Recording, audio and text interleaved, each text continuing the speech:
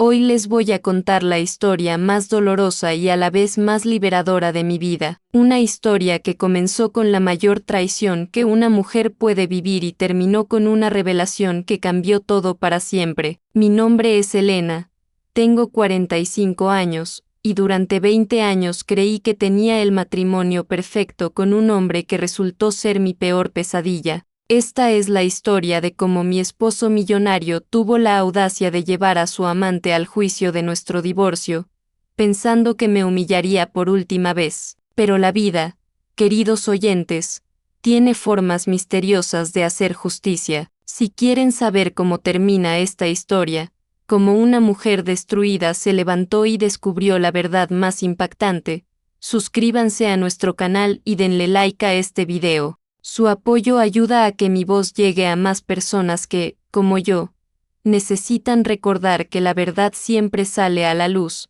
sin importar cuánto tiempo pase. Todo comenzó hace 3 años, cuando mi mundo perfecto se desmoronó como un castillo de naipes. Vivíamos en una mansión en las colinas, con vista al mar. Ricardo, mi esposo, era dueño de una cadena de hoteles de lujo. Yo había dejado mi carrera como arquitecta para dedicarme a ser la esposa perfecta, la anfitriona ideal de sus eventos de negocios, la madre devota de nuestros 2 hijos gemelos, Sebastián y Sofía, que entonces tenían 15 años. Recuerdo perfectamente la mañana en que todo cambió. Era un martes de octubre, y yo estaba preparando el desayuno favorito de Ricardo, huevos benedictinos con salmón ahumado y café colombiano recién molido. Los rayos del sol entraban por los enormes ventanales de nuestra cocina, iluminando las flores frescas que siempre ponía en el centro de la mesa. Era una escena tan perfecta que parecía sacada de una revista. Ricardo bajó las escaleras como siempre, impecablemente vestido con su traje italiano de $3,000,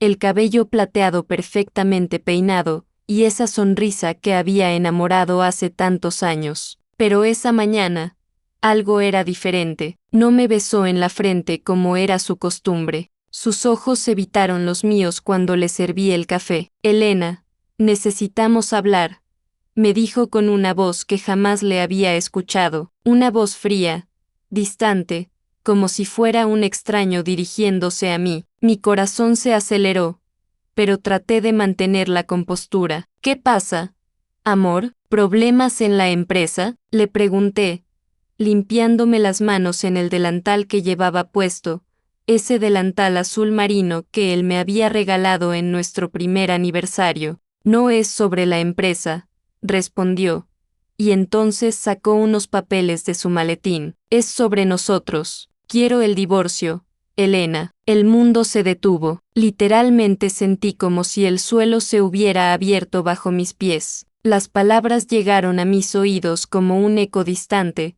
como si las escuchara desde el fondo de un túnel. ¿Divorcio?, repetí, porque mi cerebro se negaba a procesar lo que acababa de escuchar. ¿Pero por qué? ¿Qué he hecho mal? Su respuesta fue como una puñalada directa al corazón. No has hecho nada mal, Elena. Simplemente ya no te amo. He conocido a alguien más.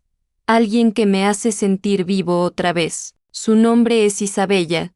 Tiene 28 años, y está esperando un hijo mío. El plato que tenía en las manos se estrelló contra el suelo. Los pedazos de porcelana se esparcieron por toda la cocina, mezclándose con las lágrimas que comenzaron a caer de mis ojos sin control. 20 años de matrimonio, 20 años de entregarle mi vida completa a este hombre, y me lo decía como si estuviera comentando el clima. Un hijo, fue lo único que pude susurrar. ¿Vas a tener un hijo con otra mujer? Sí, respondió sin mostrar ni una pizca de remordimiento, y por eso necesito que este proceso sea rápido y limpio. Mis abogados ya prepararon los papeles. Puedes quedarte con la casa de la playa y una pensión mensual, pero quiero que entiendas que la mansión, las empresas, todo lo demás, será para Isabella y mi nuevo hijo. No podía creer lo que estaba escuchando. ¿La casa de la playa?, grité, sintiendo como la rabia comenzaba a reemplazar al shock. Ricardo, esa casa la diseñé yo. Dejé mi carrera por ti. Mis mejores años los invertí en ser la esposa que necesitabas, y te agradezco por eso, dijo con una frialdad que me heló la sangre. Pero ahora necesito seguir adelante. Isabella me da algo que tú ya no puedes darme: juventud, pasión, y ahora un heredero. Tenemos 2 hijos, le recordé desesperada, señalando hacia las escaleras donde sabía que Sebastián y Sofía estaban preparándose para ir a la escuela. Ellos son tus herederos. Su respuesta fue la estocada final. Los gemelos ya están grandes, Elena, pronto se irán a la universidad. Necesito empezar de nuevo, construir una nueva familia, una familia real. Esas palabras, una familia real, fueron como ácido corroyendo mi alma. ¿Acaso los últimos 20 años habían sido una mentira? ¿Acaso nuestros hijos no eran reales? ¿Acaso yo no era real? Los siguientes meses fueron los más oscuros de mi vida. Ricardo se mudó inmediatamente a un penthouse en el centro de la ciudad, llevándose solo sus pertenencias personales y dejándome con la responsabilidad de explicarles a los gemelos por qué papá ya no vivía con nosotros. Recuerdo perfectamente la cara de Sofía cuando le conté la verdad. Estaba sentada en su cama, abrazando ese oso de peluche que tenía desde pequeña, y sus ojitos se llenaron de lágrimas. ¿Pero por qué? Mami, ¿hicimos algo malo?, me preguntó con esa inocencia que solo tienen los niños. Sebastián, siempre más reservado, se puso furioso. Lo sabía, por eso llegaba tan tarde últimamente. Odio a papá, gritó antes de encerrarse en su habitación por horas. Fue entonces cuando conocí a Isabella por primera vez. Ricardo había tenido la audacia de traerla a recoger algunos documentos que necesitaba de su oficina en casa. Yo estaba regando las rosas del jardín cuando llegaron en su Mercedes convertible nuevo. Ella era exactamente lo que me había imaginado: alta, rubia, con un cuerpo esculpido por horas de gimnasio y cirugías estéticas, vestida con ropa de diseñador que probablemente costaba más que el salario mensual de una familia normal. Pero lo que más me dolió fue ver su barriga. Tenía ya 6 meses de embarazo, lo que significaba que esta aventura había comenzado mucho antes de que Ricardo me pidiera el divorcio. Mientras yo creía que teníamos un matrimonio sólido,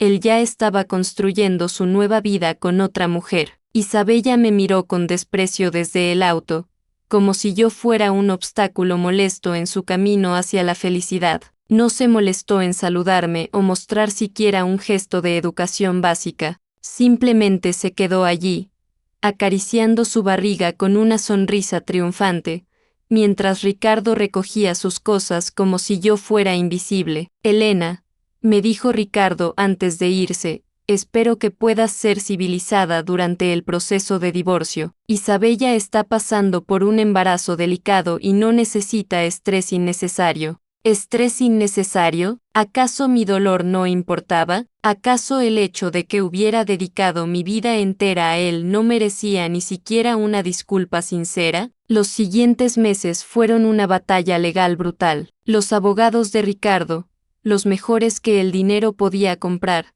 me presionaron constantemente para aceptar un acuerdo que me dejaría prácticamente en la indigencia. Querían que renunciara a cualquier reclamo sobre sus empresas, sobre nuestra casa principal, sobre todo lo que habíamos construido juntos. Mi abogado, un hombre mayor llamado don Fernando que trabajaba en una oficina modesta pero tenía una reputación impecable, me aconsejó que no aceptara. Señora Elena, me dijo durante una de nuestras reuniones, usted tiene derecho a la mitad de todo lo que construyeron juntos. No permita que la intimiden. Pero la intimidación era constante. Ricardo cortó todas las tarjetas de crédito, dejó de pagar el mantenimiento de la casa, e incluso intentó quedarse con el auto que yo usaba diariamente. Su estrategia era clara: hacerme la vida tan difícil que terminaría aceptando cualquier migaja que me ofreciera. Lo que más me dolía era ver cómo esto afectaba a mis hijos. Sebastián comenzó a tener problemas en la escuela,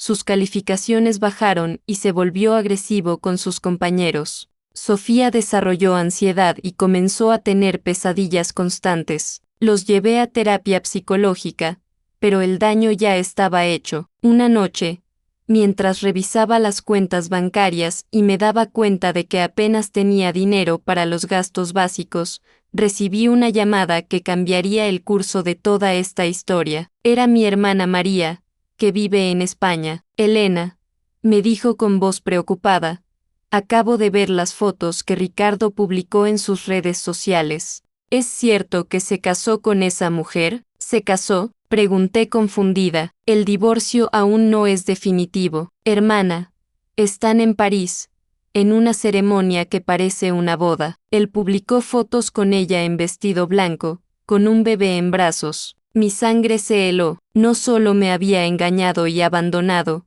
sino que ahora estaba celebrando públicamente su nueva vida mientras yo luchaba por sobrevivir. Entré a sus redes sociales y ahí estaban, docenas de fotos de su luna de miel con Isabella y su hijo recién nacido, un niño al que había llamado Ricardo Jr. Ver esas fotos fue como recibir una bofetada tras otra. Ahí estaba él, sonriendo como nunca lo había visto sonreír conmigo, cargando a ese bebé con el mismo amor con el que una vez había cargado a nuestros gemelos. Isabella lucía radiante con su vestido de diseñador, posando en los lugares más románticos de París como si fuera la reina del mundo. Los comentarios bajo las fotos eran aún peores. Amigos que conocía desde hace años, que habían cenado en mi mesa docenas de veces, felicitándolos y deseándoles lo mejor, como si yo nunca hubiera existido, como si 20 años de matrimonio pudieran borrarse con una simple publicación en Instagram. Esa noche lloré hasta quedarme sin lágrimas. Me senté en el jardín que había diseñado y cuidado durante años, rodeada de las rosas que había plantado para celebrar cada aniversario, y me pregunté si valía la pena seguir luchando. Me sentía invisible, reemplazada, como si toda mi vida hubiera sido un error. Pero a la mañana siguiente, mientras preparaba el desayuno para los gemelos, Sofía se acercó a mí y me abrazó fuerte. Mami, me dijo con su vocecita dulce, no estés triste, nosotros te amamos más que papá a su nueva familia. Esas palabras fueron como un rayo de luz en mi oscuridad. Mis hijos me necesitaban fuerte, y yo no podía darme el lujo de rendirme. Decidí entonces contratar a un investigador privado. Si Ricardo quería jugar sucio, yo también podía hacerlo. Don Fernando me recomendó a un hombre llamado Detective Morales, un ex policía especializado en casos de infidelidad y fraude matrimonial. Señora, me dijo durante nuestra primera reunión, si su esposo ha estado ocultando bienes o si hay algo irregular en sus finanzas, yo lo voy a encontrar. Pero necesito que entienda que esto puede tomar tiempo y que lo que descubramos podría ser doloroso. Detective, le respondí con una determinación que no sabía que tenía. Ya nada puede ser más doloroso que lo que ya he vivido. Encuentre todo lo que pueda. Los siguientes meses fueron de espera angustiante, pero también de fortalecimiento personal. Comencé a ir a terapia. Retomé mis aficiones de diseño arquitectónico trabajando desde casa en pequeños proyectos, y sobre todo, me dediqué a sanar la relación con mis hijos. Poco a poco, Sebastián y Sofía comenzaron a recuperarse del trauma del divorcio. Los tres nos hicimos más unidos, como un pequeño ejército enfrentando la adversidad. Establecimos nuevas tradiciones, noches de película los viernes, desayunos especiales los domingos, y largas conversaciones sobre sus sueños y miedos. Una tarde de abril, 8 meses después de que comenzara esta pesadilla, Detective Morales me llamó con urgencia. Señora Elena, me dijo con voz emocionada, necesito que venga a mi oficina inmediatamente. He descubierto algo que va a cambiar todo. Llegué a su oficina temblando de nervios. Sobre su escritorio había carpetas llenas de documentos, fotografías y reportes bancarios. El detective Morales me miró con una expresión que no podía descifrar. Señora Elena, comenzó, he estado investigando las finanzas de su esposo durante los últimos meses, y encontré irregularidades importantes. Pero eso no es lo más impactante de todo esto. Mi corazón se aceleró. ¿Qué descubrió? Bueno, primero lo obvio, su esposo ha estado transfiriendo dinero a cuentas en el extranjero, intentando ocultar activos para que no los tomen en cuenta en el divorcio. Eso ya es suficiente para ganar el caso. Pero, pregunté, porque su expresión sugería que había algo más. Pero hay algo más, mucho más importante. Mientras investigaba a Isabella Montenegro, descubrí algo extraordinario sobre el bebé que ella dice que es hijo de su esposo. Sacó una carpeta amarilla y la abrió frente a mí. Dentro había reportes médicos, fotografías, y un documento que cambiaría mi vida para siempre. Señora Elena, me dijo mirándome directamente a los ojos, Isabella Montenegro nunca estuvo embarazada de su esposo. El mundo se detuvo otra vez, pero esta vez de una manera completamente diferente. ¿Cómo que nunca estuvo embarazada? El niño que presentó como Ricardo Jr. no es biológicamente hijo de su esposo. He conseguido los reportes médicos de la clínica donde nació, y hay una prueba de paternidad que Isabella solicitó secretamente antes del nacimiento. El padre biológico es otro hombre, un empresario argentino llamado Diego Vázquez, quien al parecer no sabe nada sobre la existencia de este niño. Me quedé sin palabras, procesando esta información que parecía irreal. ¿Está usted seguro? Completamente seguro. Isabella ha estado engañando a su esposo desde el principio. Lo que es aún más interesante es que ella ya tiene otro hijo con el mismo Diego Vázquez, un niño de 4 años que vive con la abuela materna en Argentina. Las piezas del rompecabezas comenzaron a encajar. Isabella no era la joven inocente que había seducido a mi esposo, era una estafadora profesional que se especializaba en conquistar hombres ricos y millonarios. Hay más, continuó el detective Morales. Isabella tiene antecedentes.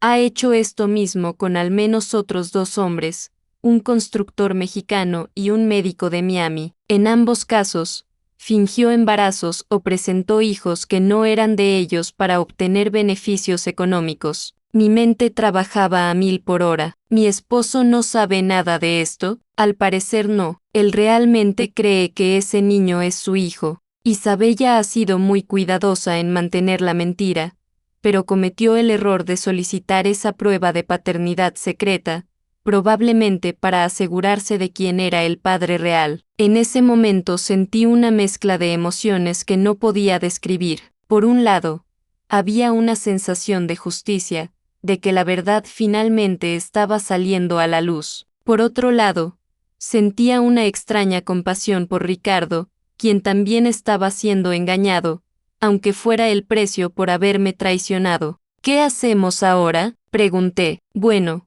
dijo el detective con una sonrisa, la audiencia de divorcio está programada para la próxima semana. Sugiero que guardemos esta información como nuestra carta secreta y la presentemos en el momento más dramático posible. La semana que siguió fue la más larga de mi vida. Sabiendo lo que sabía, tuve que actuar como si nada hubiera cambiado. Preparé a los gemelos para la audiencia, porque don Fernando había solicitado que estuvieran presentes para testificar sobre cómo el divorcio los había afectado. La mañana de la audiencia me desperté a las 5, me duché, me vestí con mi mejor traje negro, el mismo que había usado para la inauguración del primer hotel de Ricardo, y me maquillé cuidadosamente. Quería verme digna, fuerte, como la mujer que había aprendido a ser durante estos meses de lucha. Llegué al juzgado con don Fernando y los gemelos 1 hora antes de la audiencia. El edificio era imponente, con columnas de mármol y pasillos que resonaban con cada paso. Me senté en una banca afuera de la sala, tratando de calmar mis nervios, cuando los sexta llegar. Ricardo entró al juzgado como si fuera el dueño del lugar. Vestía su traje más caro, llevaba un reloj nuevo que probablemente costaba más que un auto, y caminaba con esa arrogancia que yo había visto tantas veces en sus reuniones de negocios. Pero lo que realmente me impactó fue ver a Isabella. No solo había venido a la audiencia algo completamente innecesario e incluso inapropiado, sino que había traído al bebé. Llegó vestida como si fuera a una gala, con un vestido blanco que acentuaba su figura postparto, cargando a Ricardo Jr., como si fuera un trofeo. Era una provocación descarada, una forma de humillarme públicamente. Quería que todos vieran su familia perfecta mientras yo luchaba por los restos de mi matrimonio destruido. Sofía se aferró a mi brazo cuando los vio. Mami, me susurró. ¿Por qué trajeron al bebé? No lo sé, mi amor, le respondí. Pero recuerda que nosotros venimos aquí por la verdad. Cuando entramos a la sala de audiencias, Ricardo e Isabella se sentaron en la primera fila, como si fueran los protagonistas de un espectáculo. Isabella me miró con esa sonrisa despectiva que ya conocía bien, balanceando al bebé en sus brazos como diciendo esto es lo que él prefiere a ti. El juez, un hombre mayor con una expresión seria, revisó los documentos antes de comenzar. Los abogados de Ricardo presentaron primero su caso, argumentando que él merecía quedarse con la mayoría de los bienes porque era el único proveedor productivo de la familia. Fue humillante escuchar cómo reducían mis 20 años de dedicación a labores domésticas sin valor económico, como si criar a 2 hijos, mantener un hogar perfecto y apoyar incondicionalmente la carrera de mi esposo no tuviera ningún valor. Luego fue mi turno. Don Fernando presentó meticulosamente todos los sacrificios que había hecho, abandonar mi carrera profesional, invertir mis ahorros personales en los primeros proyectos hoteleros de Ricardo, diseñar personalmente 3 de sus hoteles sin cobrar honorarios profesionales. Pero el momento decisivo llegó cuando don Fernando pidió permiso para presentar evidencia adicional relevante al caso. Señoría, dijo con voz firme, hemos descubierto información que no solo afecta la distribución de bienes en este divorcio, sino que revela un fraude que ha sido cometido contra mi cliente y contra el mismo señor Ricardo Mendoza. Los abogados de Ricardo se pusieron nerviosos inmediatamente. Uno de ellos se levantó para objetar, pero el juez lo calló con un gesto. Proceda, dijo el juez. Don Fernando se dirigió entonces hacia donde estaba sentada Isabella con el bebé. Señorita Montenegro, le dijo con voz clara que resonó en todo el tribunal, ¿podría confirmar para el registro que el niño que está cargando es hijo biológico del señor Ricardo Mendoza? Isabella se puso pálida inmediatamente. Por supuesto que sí, respondió, pero su voz temblaba. ¿Está usted segura de eso?, insistió don Fernando. Objeción.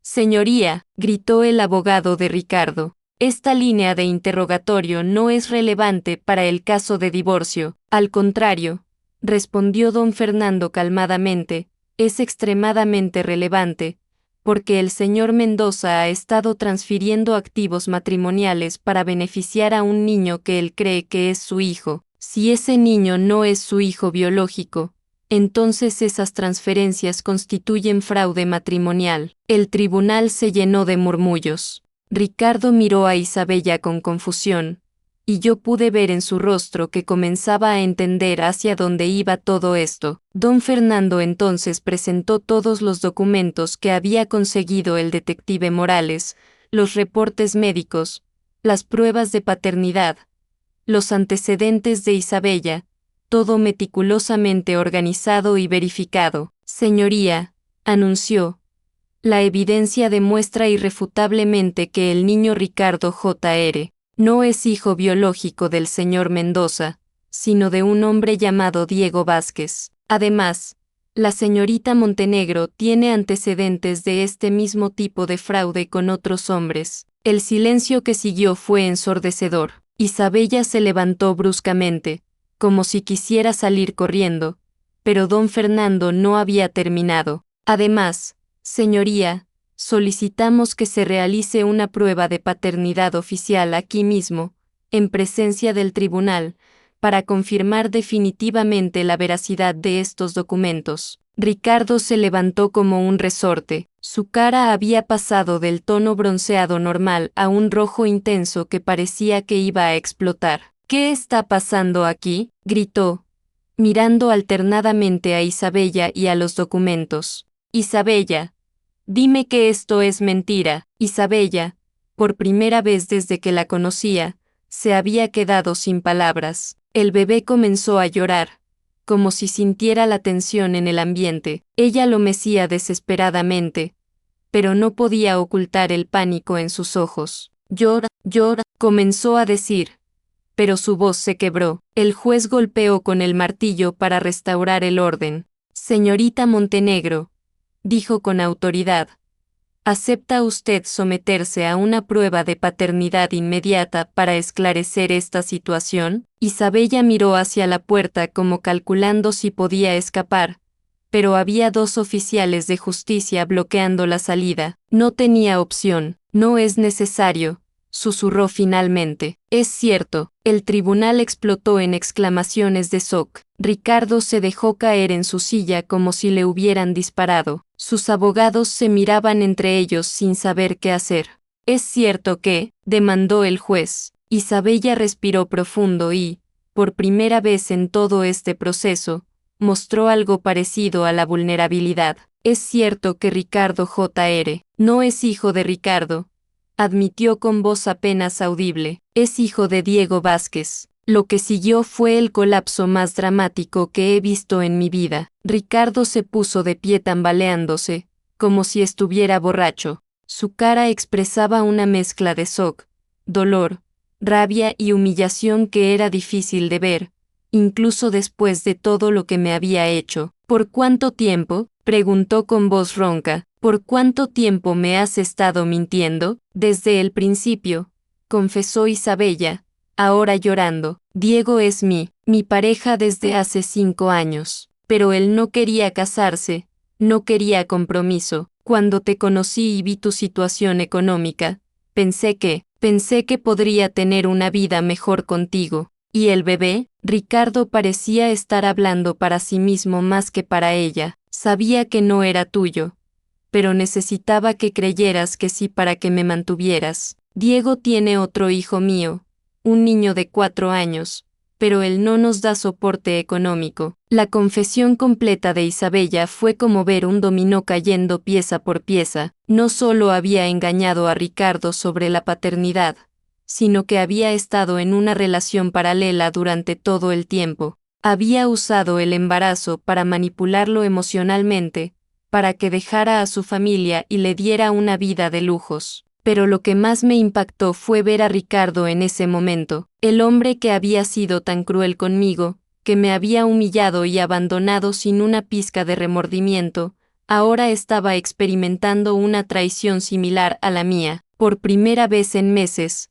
no sentí rabia hacia él, sentí algo parecido a la compasión. El juez, después de procesar toda esta información, tomó una decisión que cambió todo. Dadas las circunstancias excepcionales de este caso, anunció, suspendo temporalmente esta audiencia para permitir que las partes procesen esta nueva información. Sin embargo, es claro que se ha cometido fraude matrimonial. Se dirigió entonces hacia Isabella con severidad. Señorita Montenegro, usted ha cometido fraude al obtener beneficios económicos bajo pretensiones falsas. Este tribunal ordenará una investigación completa de sus finanzas y cualquier transferencia de activos que haya recibido del señor Mendoza. Isabella salió del tribunal escoltada por los oficiales, cargando a un bebé que lloraba desconsoladamente. Era una imagen patética, la mujer que había llegado tan triunfante y arrogante, ahora enfrentando las consecuencias de sus mentiras. Ricardo se quedó sentado en su silla durante varios minutos después de que todos salieran. Sus abogados trataron de hablar con él, pero él parecía estar en shock completo. Finalmente se levantó y caminó hacia donde estaba yo con los gemelos. Elena, me dijo con una voz que no reconocía.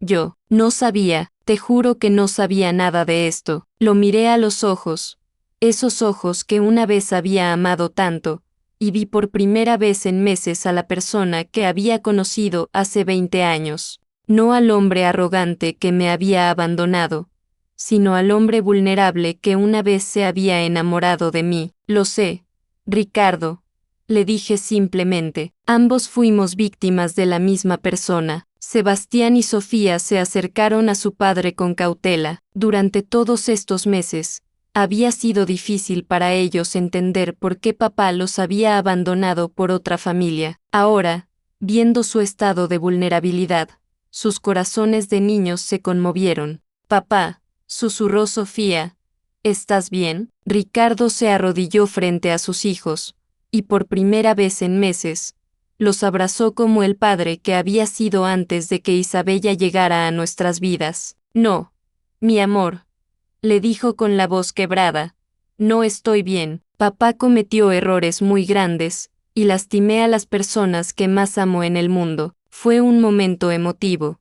Pero yo sabía que esto era solo el comienzo de un largo proceso de sanación. El daño que se había hecho a nuestra familia no podía borrarse con una disculpa, sin importar cuán sincera fuera. Los días que siguieron fueron surreales. La noticia del fraude de Isabella se filtró a los medios locales, y nuestra historia se convirtió en el tema de conversación de toda la ciudad. Millonario engañado por amante estafadora, titularon los periódicos. Era humillante, pero al mismo tiempo liberador que la verdad finalmente saliera a la luz. Don Fernando trabajó incansablemente para recuperar todos los activos que Ricardo había transferido a Isabella, la casa que le había comprado, el auto de lujo, las joyas, las cuentas bancarias, todo tenía que ser devuelto como parte de la investigación por fraude. Isabella, mientras tanto, había desaparecido. Según las investigaciones posteriores,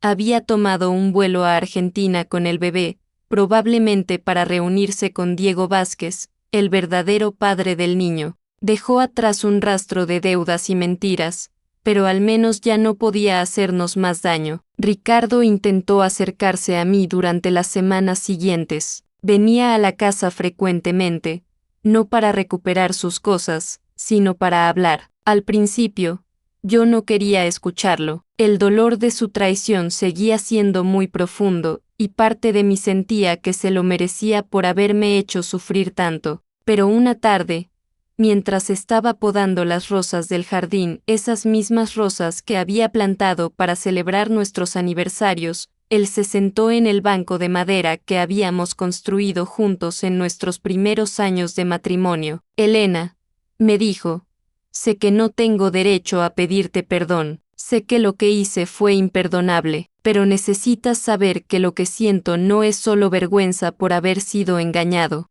Es arrepentimiento genuino por haberte lastimado de la manera más cruel posible. Dejé las tijeras de podar y me senté en el pasto, frente a él. Ricardo, le dije, durante 20 años te di todo lo que tenía, mi juventud, mi carrera, mis sueños, mi amor incondicional, y tú lo tiraste todo por una mentira hermosa. Lo sé, respondió con los ojos llenos de lágrimas, y no espero que me perdones. Solo espero que algún día puedas encontrar la paz. ¿Sabes lo que más me duele? Le pregunté. No es solo que me hayas reemplazado, es que me hiciste sentir que no era suficiente, que mis años contigo no habían valido nada. Me hiciste sentir invisible. Nunca fuiste invisible, Elena. Eres la mujer más extraordinaria que he conocido. El error fue mío, completamente mío. Me dejé seducir por una ilusión, por la promesa de volver a sentirme joven, y en el proceso destruí lo más valioso que tenía, mi familia real. Esas palabras, mi familia real, eran las mismas que había usado para lastimarme meses atrás, pero ahora tenían un significado completamente diferente. Durante las siguientes semanas, Ricardo comenzó un proceso genuino de reflexión y cambio. Empezó terapia psicológica, se alejó de los negocios temporalmente, y se dedicó a reconstruir su relación con Sebastián y Sofía. No fue fácil para los gemelos perdonarlo, pero gradualmente comenzaron a sanar como padre e hijos. Para mí, sin embargo, el proceso era más complejo. Había demasiado dolor acumulado, demasiada confianza rota. Aunque podía entender que Ricardo también había sido víctima de Isabella, eso no borraba el hecho de que había elegido abandonar nuestra familia por una promesa falsa de felicidad. La audiencia de divorcio final se realizó 3 meses después del drama con Isabella. Esta vez fue un proceso completamente diferente. Ricardo no tenía abogados agresivos tratando de quitarme todo.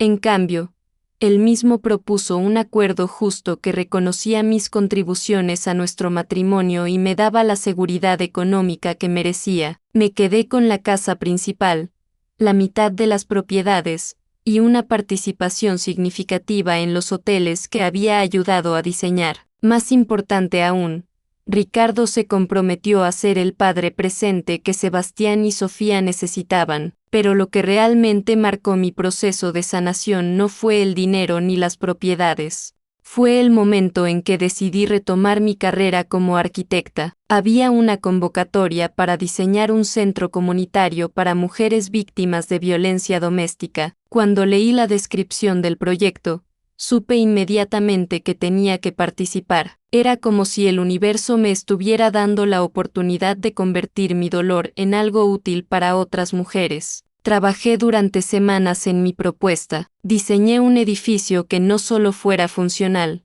sino que transmitiera esperanza, espacios llenos de luz natural, jardines terapéuticos, áreas para que las mujeres pudieran capacitarse en oficios, una guardería donde sus hijos pudieran jugar seguros mientras ellas reconstruían sus vidas. Cuando presenté mi proyecto ante el comité, sentí una emoción que no había experimentado en años. Era la emoción de usar mis talentos para algo que realmente importaba, para algo que era más grande que mis propios problemas. Gané la licitación. La construcción del centro comunitario se convirtió en mi proyecto de renacimiento. Cada día de trabajo era una declaración de que yo era más que la esposa abandonada, más que la víctima de una traición. Era una profesional talentosa que tenía algo valioso que ofrecer al mundo. Durante la construcción, conocí a muchas de las mujeres que eventualmente usarían el centro. Sus historias me recordaron que el abandono y la traición vienen en muchas formas, y que todas, de alguna manera, teníamos que encontrar la fuerza para reconstruir nuestras vidas. Había María, cuyo esposo la había golpeado durante 15 años antes de que encontrara el coraje de denunciarlo. Había Carmen, que había sido estafada por su propio hijo y había perdido todos sus ahorros. Había Lucía, una mujer joven que había sido abandonada con 3 niños pequeños y ningún apoyo familiar. Escuchar sus historias me ayudó a poner mi propia experiencia en perspectiva. Todas habíamos sido lastimadas. Todas habíamos enfrentado momentos en que parecía que no podríamos seguir adelante, pero todas habíamos encontrado reservas de fuerza que no sabíamos que teníamos. El día de la inauguración del centro fue uno de los más emotivos de mi vida. Sebastián y Sofía estuvieron allí, orgullosos de ver el trabajo de su madre. Ricardo también vino, y aunque ya no éramos pareja, pude ver en sus ojos el respeto genuino que había perdido durante esos meses oscuros. Durante mi discurso de inauguración, miré a todas esas mujeres valientes que habían venido a celebrar conmigo, y sentí una gratitud profunda por el camino que había recorrido. Este centro, les dije, no es solo un edificio, es un símbolo de que podemos tomar nuestro dolor y convertirlo en poder. Que podemos tomar nuestra experiencia de ser víctimas y usarla para convertirnos en sobrevivientes que ayudan a otras mujeres a sobrevivir también. Después de la ceremonia, una mujer joven se acercó a mí. Tenía los ojos hinchados de llorar, pero también brillaban con algo parecido a la esperanza. Señora Elena, me dijo, yo leí su historia en el periódico cuando pasó todo eso con su esposo. En ese momento, yo también estaba pasando por una traición similar. Ver cómo usted se levantó y construyó algo hermoso de su dolor me dio fuerzas para no rendirme. Esas palabras fueron como un regalo inesperado. Me di cuenta de que mi historia, por dolorosa que hubiera sido, había servido para inspirar a otra persona a no rendirse. Esa noche, cuando llegué a casa, me senté en mi jardín con una taza de té. Las rosas que había plantado durante mis años de matrimonio seguían floreciendo, más hermosas que nunca. Me di cuenta de que, al igual que esas flores, Yo había encontrado la manera de seguir creciendo y floreciendo, incluso después de haber pasado por el invierno más frío de mi vida. Sebastián y Sofía habían crecido tanto durante este proceso. Ahora tenían 17 años y estaban a punto de graduarse de la preparatoria. Habían visto a su madre caer, pero también la habían visto levantarse, y eso les había enseñado algo que ninguna clase podría haberles enseñado,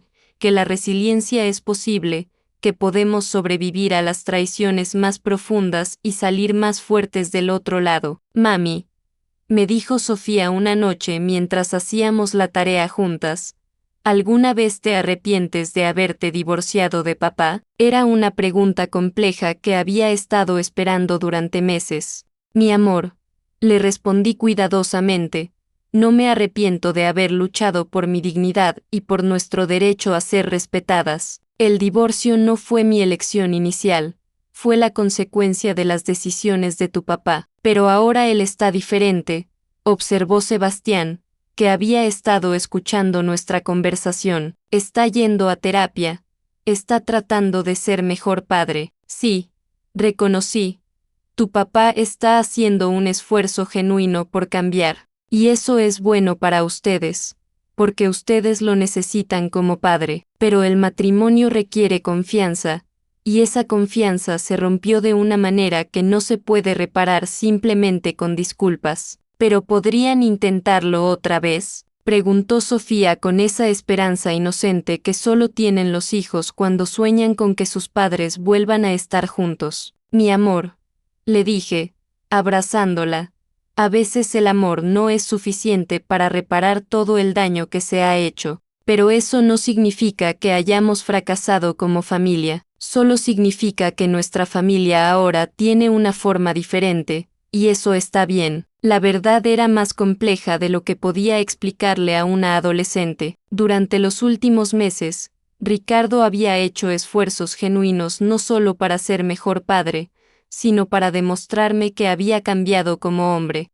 Me enviaba flores todos los viernes, no rosas rojas románticas, sino girasoles amarillos que representaban amistad y nuevo comienzo. Me escribía cartas largas donde reflexionaba sobre sus errores y sobre lo que había aprendido de toda esta experiencia. Parte de mí se sentía conmovida por estos gestos. Después de todo, habíamos compartido 20 años de nuestra vida juntos, habíamos criado 2 hijos hermosos, habíamos construido sueños juntos. Era imposible borrar completamente los sentimientos que una vez tuvimos el uno por el otro, pero otra parte de mí sabía que algunas heridas son demasiado profundas para sanar completamente. Ricardo no solo me había sido infiel, me había humillado públicamente, había intentado quitarme todo lo que habíamos construido juntos, había preferido a una mujer que resultó ser una mentirosa por encima de la madre de sus hijos. Una tarde, después de una de nuestras reuniones para discutir los asuntos de los gemelos, Ricardo se quedó después de que Sebastián y Sofía subieran a hacer la tarea. Elena, me dijo, sé que no tengo derecho a preguntar esto, pero, ¿crees que algún día podrías considerar darnos otra oportunidad? No ahora, no pronto, pero algún día. ¿Crees que podríamos intentar reconstruir lo que teníamos? Lo miré durante un largo momento. Vi al hombre que había amado durante tanto tiempo, pero también sexta las cicatrices que sus decisiones habían dejado en mi corazón. Ricardo, le dije finalmente, lo que teníamos ya no existe, no se puede reconstruir porque ya no somos las mismas personas que éramos. Yo he aprendido a valorarme de una manera que nunca había hecho antes. He aprendido que puedo ser feliz y completa sin necesidad de que alguien más me valide, pero eso significa que no hay ninguna posibilidad.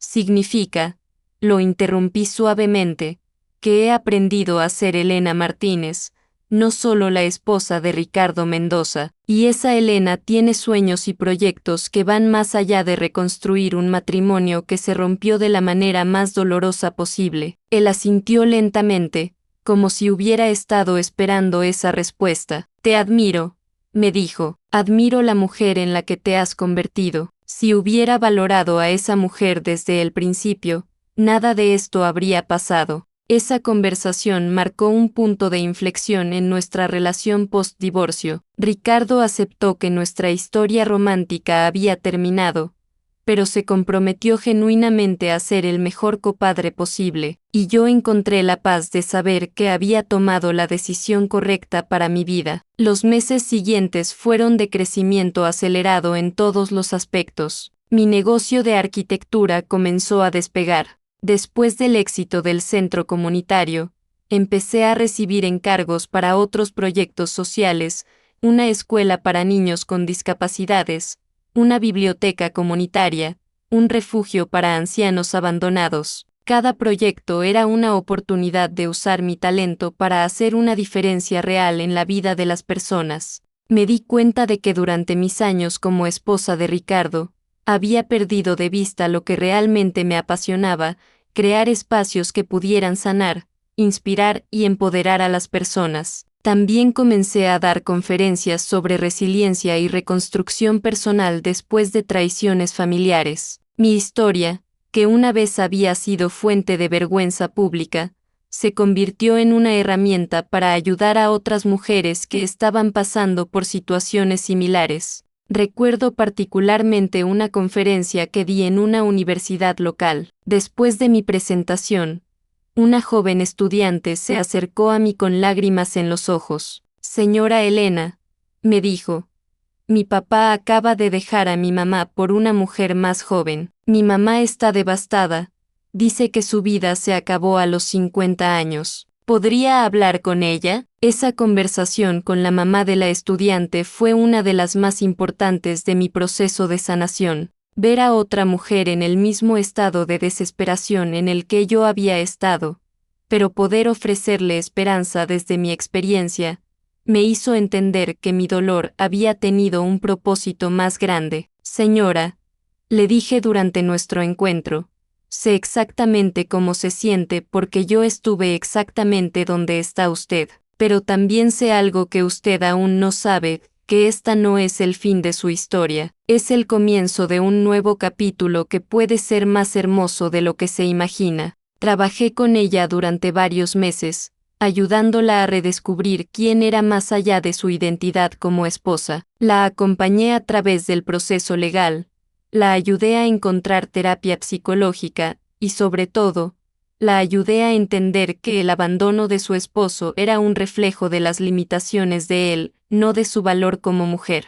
Un año después, esta mujer había vuelto a estudiar, había comenzado su propio negocio de repostería y había encontrado una paz interior que nunca había tenido durante su matrimonio. Ver su transformación fue como ver mi propia historia de supervivencia reflejada en otra persona. Mientras tanto, la investigación sobre Isabella había revelado que ella había estafado no solo a Ricardo, sino a varios hombres más a lo largo de los años. Las autoridades en Argentina finalmente la arrestaron por fraude matrimonial múltiple. El niño, que había llamado Ricardo Jr., fue entregado a la custodia de su padre biológico, Diego Vázquez, quien aparentemente había estado buscando a su hijo sin saber que Isabella se lo había llevado a otro país. Era una forma extraña de justicia. Isabella finalmente enfrentó las consecuencias de sus mentiras, pero también había dejado un rastro de vidas destrozadas a su paso. Ricardo tuvo que pasar por un proceso de duelo no solo por nuestro matrimonio, sino por el hijo que había creído tener y por la mujer de quien había pensado estar enamorado. En uno de nuestros últimos encuentros para hablar sobre los gemelos, Ricardo me confesó algo que me ayudó a entender mejor toda nuestra historia. «Elena», me dijo, «he estado en terapia durante casi un año, y mi psicólogo me ayudó a entender algo importante. No me enamoré de Isabella, me enamoré de la idea de ser joven otra vez, de empezar de nuevo, de escapar de las responsabilidades que había acumulado durante 20 años. ¿Y ahora cómo te sientes al respecto?», le pregunté. «Me siento como un idiota», respondió honestamente. Cambié una vida real y hermosa por una fantasía. Perdí a la mujer más extraordinaria que he conocido por una ilusión que ni siquiera era real. Sus palabras me conmovieron, pero también confirmaron que había tomado la decisión correcta. Un hombre que podía abandonar 20 años de historia por una fantasía de juventud no era alguien en quien pudiera confiar mi corazón otra vez. Ricardo, le dije, me alegra saber que has aprendido de esta experiencia, pero espero que entiendas que algunas lecciones llegan demasiado tarde para cambiar las consecuencias. Él asintió con tristeza, pero también con aceptación. Lo entiendo, Elena, y solo espero que algún día puedas encontrar a alguien que valore desde el principio lo que yo fui demasiado tonto para valorar. Esa conversación cerró definitivamente el capítulo de mi matrimonio con Ricardo, no con rabia o resentimiento, sino con una tristeza madura y una paz profunda. Los gemelos se graduaron de la preparatoria ese mismo año. Sebastián decidió estudiar administración hotelera, inspirado paradójicamente por los hoteles que había visto construir a su padre,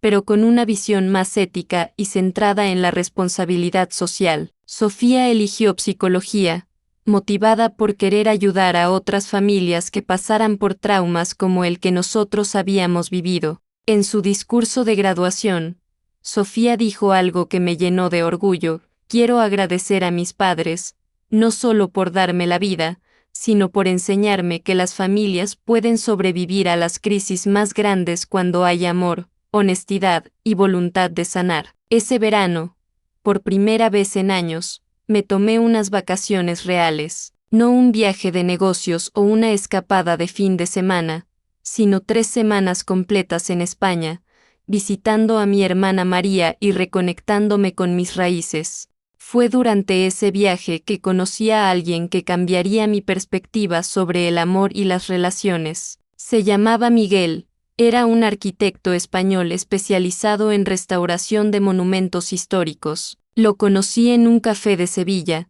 donde ambos estábamos dibujando sketches de la catedral desde diferentes ángulos. Miguel era diferente a cualquier hombre que hubiera conocido. No era millonario como Ricardo, no tenía el glamour de la riqueza, pero tenía algo mucho más valioso, una pasión genuina por su trabajo, una bondad natural hacia las personas y una capacidad de ver la belleza en las cosas simples de la vida. Nuestra conexión fue gradual y orgánica. Pasamos días caminando por las calles de Sevilla, hablando sobre arquitectura, sobre la vida, sobre nuestros sueños y nuestros miedos. Él había pasado por su propio divorcio varios años atrás, también por infidelidad de su ex esposa, así que entendía mi cautela y mi necesidad de tomar las cosas lentamente. Elena, me dijo una tarde mientras caminábamos por los jardines del Alcázar, no te estoy pidiendo que confíes en mí inmediatamente, solo te estoy pidiendo que te permitas la posibilidad de volver a creer en el amor genuino.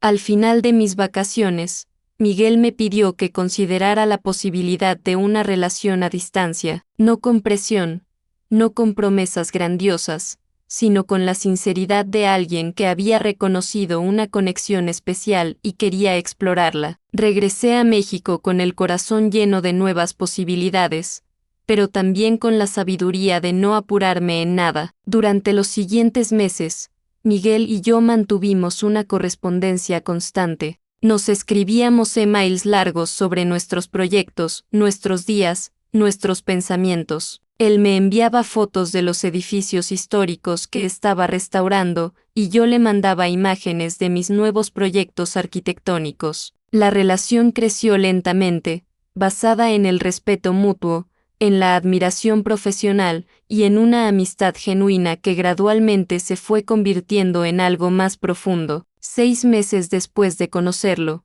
Miguel vino a visitarme a México. Fue extraño presentarle a alguien nuevo a Sebastián y Sofía, pero su reacción me sorprendió. En lugar de verlo como una amenaza o un reemplazo de su padre, lo vieron como evidencia de que su mamá había encontrado la felicidad otra vez. Mamá, me dijo Sebastián después de conocer a Miguel, me gusta cómo sonríes cuando estás con él. Es diferente a cómo solías sonreír antes. Esa observación me hizo reflexionar sobre lo que realmente había perdido en mi matrimonio con Ricardo. No había perdido solo la fidelidad o el respeto, había perdido la alegría genuina, la risa espontánea, la capacidad de ser completamente yo misma sin miedo al juicio. Con Miguel, por primera vez en años, me sentía libre de ser auténticamente Elena. No tenía que actuar como la esposa perfecta, la anfitriona impecable, o la mujer que había sacrificado sus sueños por los de otra persona. Podía ser simplemente yo, una arquitecta apasionada, una madre devota, una mujer que había sobrevivido a la traición más dolorosa y había salido más fuerte del otro lado. 1 año y medio después de conocer a Miguel, él me propuso matrimonio, pero su propuesta fue completamente diferente a la de Ricardo tantos años atrás. No hubo anillo costoso, ni restaurante elegante, ni gran producción romántica. Estábamos trabajando juntos en el diseño de un proyecto conjunto, un centro cultural que combinaba arquitectura moderna con elementos históricos. Cuando él dejó su lápiz sobre la mesa y me miró directamente a los ojos. Elena, me dijo, no quiero prometerte una vida perfecta porque ambos sabemos que la vida perfecta no existe, pero sí quiero prometerte una sociedad real, basada en el respeto, la honestidad y el crecimiento mutuo. Quiero que sepas que tu felicidad y tus sueños son tan importantes para mí como los míos propios. Esa propuesta, simple y honesta, significó más para mí que todos los gestos grandiosos que Ricardo había hecho durante nuestro noviazgo. Le dije que sí, pero con la condición de que tuviéramos un compromiso largo para asegurarnos de que estábamos tomando la decisión correcta. Había aprendido que el amor no es solo sentimientos intensos, es también compatibilidad diaria, valores compartidos, y la capacidad de enfrentar juntos las dificultades de la vida. Durante nuestro compromiso de 1 año, Miguel y yo enfrentamos varias pruebas que confirmaron que estábamos hechos el uno para el otro. Cuando mi padre tuvo un infarto y tuve que cuidarlo durante semanas, Miguel no solo me apoyó emocionalmente, sino que reorganizó su trabajo para ayudarme con las responsabilidades prácticas. Cuando él pasó por una crisis económica en su empresa, yo no solo lo apoyé financieramente sin dudarlo, sino que usé mis contactos para ayudarle a conseguir nuevos proyectos. Éramos un equipo real, no dos personas que simplemente vivían juntas. La boda se realizó 2 años después de conocernos, en una ceremonia pequeña e íntima en mi jardín. Las mismas rosas que había plantado durante mi matrimonio con Ricardo ahora adornaban mi nueva boda, pero esta vez representaban no solo amor, sino también renacimiento y segunda oportunidad. Sebastián y Sofía fueron mis testigos de honor. Ricardo estuvo presente en la ceremonia, no porque yo quisiera herirlo, sino porque él había encontrado la paz suficiente para celebrar mi felicidad.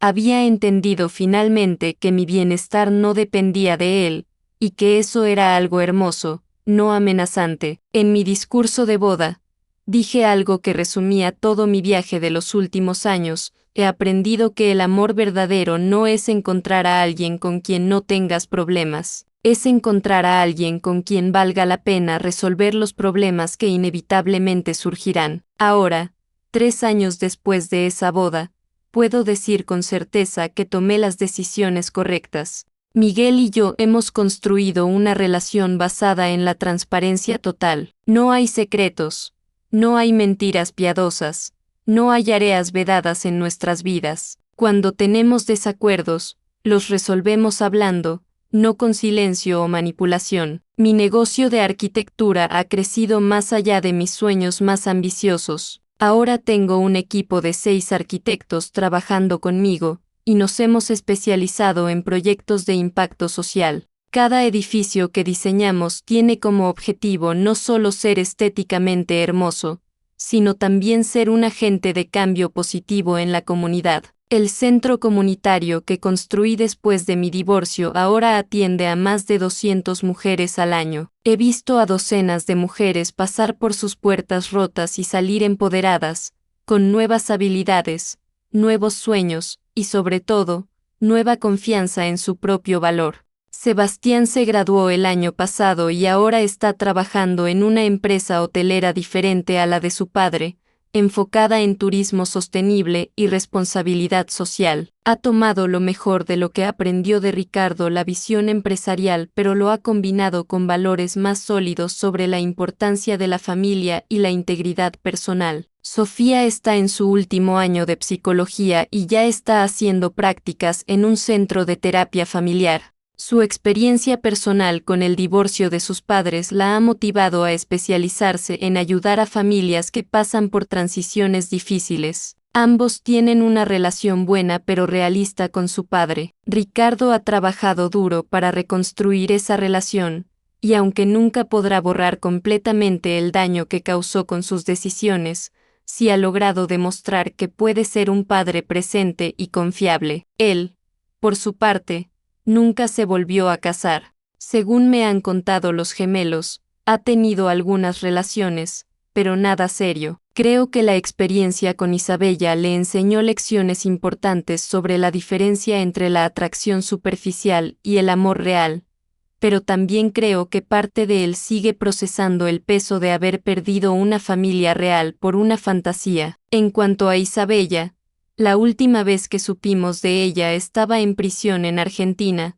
cumpliendo una condena de 5 años por fraude múltiple. El niño que decía que era hijo de Ricardo está ahora bajo la custodia de su padre biológico, Diego Vázquez, quien aparentemente es un hombre decente que está criando al niño con amor y estabilidad. Es extraño pensar que toda esta historia comenzó con mi mayor pesadilla, la traición de mi esposo, y terminó conduciéndome hacia la vida más plena y auténtica que jamás había imaginado. Si pudiera hablar con la Elena de hace 5 años, esa mujer destrozada que se sentó en su jardín preguntándose si valía la pena seguir viviendo, le diría esto: tu dolor es real y válido, pero no es permanente. Este no es el fin de tu historia, es el comienzo de tu verdadera vida. La mujer que vas a convertirte será más fuerte, más sabia, y más feliz de lo que jamás fuiste cuando creías que tenías todo. He aprendido que a veces las traiciones más devastadoras son en realidad liberaciones disfrazadas. Ricardo me liberó de un matrimonio que había dejado de nutrir mi alma, aunque ninguno de los dos se diera cuenta en ese momento. Isabella, con todas sus mentiras, me liberó de la ilusión de que podía recuperar algo que ya estaba roto desde hace mucho tiempo. Ahora, cuando miro hacia atrás, puedo ver que mi historia no es solo una historia de supervivencia, es una historia de renaissance, de renacimiento, de redescubrimiento, de revolución personal. Cada mañana me despierto en una vida que construí conscientemente, no en una vida que simplemente me pasó. Cada proyecto que diseño es una expresión de mis valores y mis sueños. Cada día con Miguel es una elección mutua de amor y respeto, no una rutina vacía sostenida por la costumbre. Mis hijos me ven ahora como un ejemplo de resiliencia, no como una víctima. Y yo me veo a mí misma como una sobreviviente que se convirtió en una guerrera, no solo para defenderse, sino para proteger y empoderar a otras mujeres. La última vez que vi a Ricardo cara a cara fue en la graduación universitaria de Sebastián, hace 6 meses. Después de la ceremonia,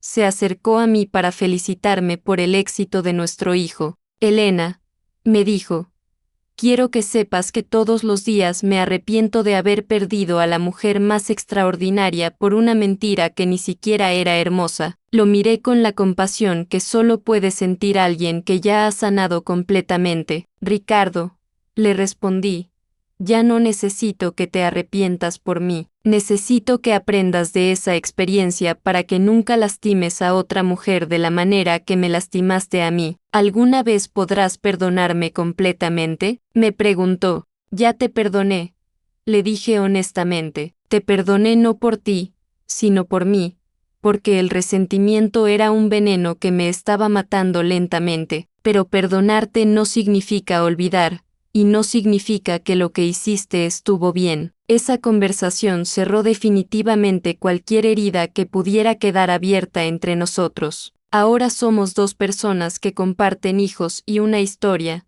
nada más y nada menos. Hace 3 meses recibí una llamada que me llenó de orgullo de una manera inesperada. Era de una periodista que estaba escribiendo un artículo sobre mujeres que habían transformado tragedias personales en contribuciones sociales significativas. Señora Martínez, me dijo, su historia ha inspirado a cientos de mujeres no solo en México, sino en toda Latinoamérica. Las conferencias que ha dado, los proyectos que ha construido, la manera en que transformó su dolor en poder.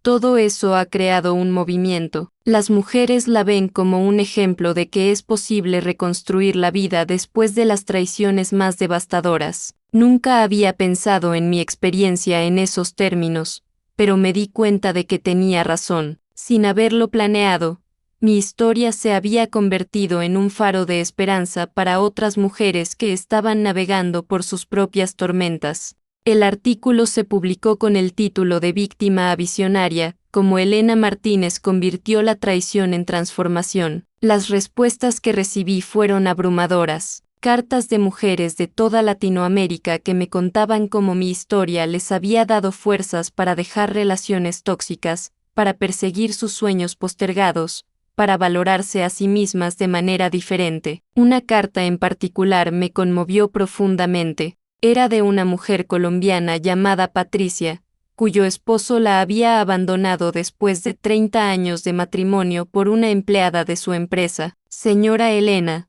me escribía, cuando leí su historia por primera vez, yo estaba planeando terminar con mi vida. Pensaba que a los 52 años, sin carrera profesional, sin ahorros propios, sin belleza juvenil, no tenía nada que ofrecer al mundo. Su ejemplo me enseñó que el valor de una mujer no depende de que un hombre la elija, sino de que ella se elija a sí misma. Hoy, 2 años después de leer su historia, acabo de abrir mi propia panadería artesanal. Por primera vez en décadas, soy feliz de verdad. Leer cartas como esa me hizo entender que mi sufrimiento no había sido en vano. Había servido para algo más grande que mi propia sanación. Había servido para iluminar el camino de otras mujeres que estaban perdidas en la oscuridad. El mes pasado, Miguel y yo comenzamos a trabajar en nuestro proyecto más ambicioso hasta la fecha, un campus completo de centros de emprendimiento femenino que se construirá en 5 ciudades diferentes de México. Cada campus incluirá espacios para capacitación técnica, incubadoras de negocios, guarderías para los hijos de las mujeres emprendedoras y centros de asesoría legal y psicológica. Este proyecto, le dije a Miguel mientras revisábamos los planos, es la culminación de todo lo que he aprendido sobre convertir el dolor en poder. No, me corrigió con esa sonrisa sabia que tanto amo. Este proyecto es solo el comienzo. Una mujer como tú, que ha transformado su tragedia personal en una misión de vida, nunca termina de crecer y de impactar al mundo. Tiene razón, a mis 50 años, siento que apenas estoy comenzando a descubrir todo lo que puedo contribuir al mundo. Los años que perdí siendo solo la esposa de Ricardo ahora los veo como una preparación necesaria para convertirme en la mujer que realmente estaba destinada a ser. Sebastián y Sofía, ahora de 22 años, son adultos jóvenes extraordinarios que han convertido la experiencia traumática de nuestra familia en fortaleza y propósito. Sebastián acaba de anunciar que va a proponer matrimonio a su novia de la universidad, una joven psicóloga llamada Andrea que ha pasado por su propia experiencia de padres divorciados. Mamá, me dijo el otro día, gracias a lo que vivimos en casa, sé exactamente qué tipo de esposo quiero ser y qué tipo de matrimonio quiero construir. Quiero una relación como la que tienes con Miguel, basada en la honestidad total y el respeto mutuo. Sofía está terminando su tesis de psicología sobre resiliencia familiar post-trauma y ya tiene ofertas de trabajo en 3 clínicas diferentes especializadas en terapia familiar. Su experiencia personal le ha dado una comprensión única de cómo las familias pueden no solo sobrevivir a las crisis, sino salir fortalecidas de ellas. Mami, me dijo durante nuestra última conversación profunda, Ahora entiendo que lo que papá nos hizo no fue solo malo, también fue, de manera extraña, un regalo. Nos enseñó que podemos sobrevivir a cualquier cosa, y que el amor verdadero no es el que nunca enfrenta problemas, sino el que encuentra la manera de crecer a través de los problemas. Esa sabiduría madura en una mujer de 22 años me llena de orgullo como madre, pero también me confirma que nuestro sufrimiento sirvió para crear seres humanos más conscientes y compasivos. El próximo mes daré una conferencia magistral en el Congreso Internacional de Mujeres Emprendedoras en Buenos Aires. El tema que me pidieron desarrollar es de la devastación a la transformación, cómo convertir las crisis personales en oportunidades de crecimiento. Mientras preparaba mi presentación, me di cuenta de que mi historia tiene 3 actos muy claros. El primer acto fue la ilusión, 20 años creyendo que tenía un matrimonio perfecto, sacrificando mis sueños por los de otra persona, viviendo una vida que parecía ideal desde afuera pero que me estaba vaciando desde adentro. El segundo acto fue la destrucción, la traición, el abandono, la humillación pública, la batalla legal, el proceso doloroso de descubrir que la vida que creía tener era una mentira construida sobre arena movediza. El tercer acto es la reconstrucción, el proceso de redescubrir quién soy realmente, de reconstruir mi vida sobre cimientos sólidos de autoestima y propósito, de encontrar el amor verdadero basado en la autenticidad, y de convertir mi experiencia de dolor en una herramienta para ayudar a otras mujeres. Pero ahora me doy cuenta de que hay un cuarto acto que apenas está comenzando, la multiplicación. Mi historia ya no me pertenece solo a mí, pertenece a todas las mujeres que han encontrado en ella la inspiración para reconstruir sus propias vidas. Y esa responsabilidad es tanto un honor como una motivación para seguir creciendo. A veces me pregunto qué habría pasado si Ricardo nunca me hubiera traicionado. Habría seguido viviendo en esa cómoda mediocridad, siendo solo la esposa perfecta en lugar de descubrir a la mujer extraordinaria que llevaba dentro. ¿Habría encontrado alguna vez mi verdadero propósito de vida? Es una pregunta imposible de responder, pero me gusta pensar que el universo tiene formas misteriosas de guiarnos hacia nuestro destino real. La traición de Ricardo fue devastadora, pero también fue la fuerza que me empujó a salir de mi zona de confort y a descubrir capacidades que nunca supe que tenía. Ahora, cuando miro hacia el futuro, veo posibilidades infinitas. Veo el campus de centros de emprendimiento femenino que construiremos. Veo el libro que estoy escribiendo sobre mi experiencia y que espero publique el próximo año. Veo los nietos que algún día tendré y a quienes podré contarles la historia de cómo su abuela convirtió la mayor tragedia de su vida en su mayor triunfo. Pero sobre todo, veo a una mujer que ya no necesita validación externa para saber su valor. Una mujer que ha aprendido que la felicidad verdadera no depende de que otros la elijan, sino de que ella se elija a sí misma todos los días. Una mujer que ha transformado su herida más profunda en su fortaleza más grande. Si hay algo que quiero que todas las mujeres que escuchan esta historia entiendan, es esto: no importa cuán devastadora sea la traición que estés viviendo, no importa cuán perdida te sientas en este momento, no importa cuántas veces te hayan hecho creer que no eres suficiente, tu historia no termina con el capítulo del dolor. El dolor es solo el combustible que puede impulsarte hacia una versión de ti misma que ni siquiera sabías que era posible. La traición que hoy te destroza puede ser mañana la experiencia que te enseñe tu verdadero valor. El abandono que hoy te hace sentir invisible puede ser la libertad que necesitabas para brillar con luz propia. Tu vida no se define por lo que otros hacen contigo, se define por lo que tú haces con lo que te pasa. Y si una mujer como yo, que a los 43 años se sintió completamente destruida y sin futuro, pudo reconstruir su vida de manera más hermosa de lo que jamás había imaginado, tú también puedes. No te rindas, no aceptes las migajas, no permitas que nadie te haga creer que tu valor depende de su aprobación. Eres más fuerte de lo que crees, más valiosa de lo que te han hecho creer, y más capaz de lo que jamás has imaginado. Tu historia de triunfo está esperando a ser escrita, y comienza ahora, con la decisión de no permitir que nadie más determine tu valor o tu destino. Esta es mi historia, una historia de traición que se convirtió en liberación, de destrucción que se convirtió en reconstrucción, de víctima que se convirtió en victoriosa, y si yo pude hacerlo, tú también puedes. El ADN lo cambió todo. Sí, pero no solo porque reveló la mentira de Isabella, lo cambió todo porque me enseñó que la verdad, por dolorosa que sea, siempre es más poderosa que la mentira más hermosa, y que una mujer que se atreve a enfrentar la verdad, por devastadora que sea, siempre encuentra la manera de transformarla en poder. Mi nombre es Elena Martínez, soy arquitecta, empresaria, madre, esposa de un hombre que me valora, y sobre todo, soy una mujer que aprendió que su valor no depende de nadie más que de ella misma, y esta es mi historia de cómo el peor día de mi vida se convirtió en el primer día de mi vida real.